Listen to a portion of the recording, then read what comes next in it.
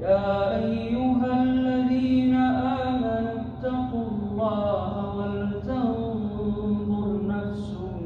ما قدمت لغد واتقوا الله إن الله خبير بما تعملون ولا تكونوا كالذين نسوا الله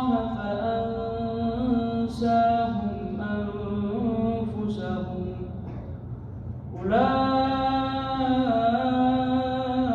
أولئك هم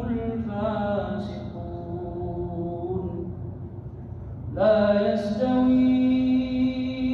أصحاب النار وأصحاب الجنة أصحاب الجنة هم الفائزون لو أنزلنا هذا القرآن على جبل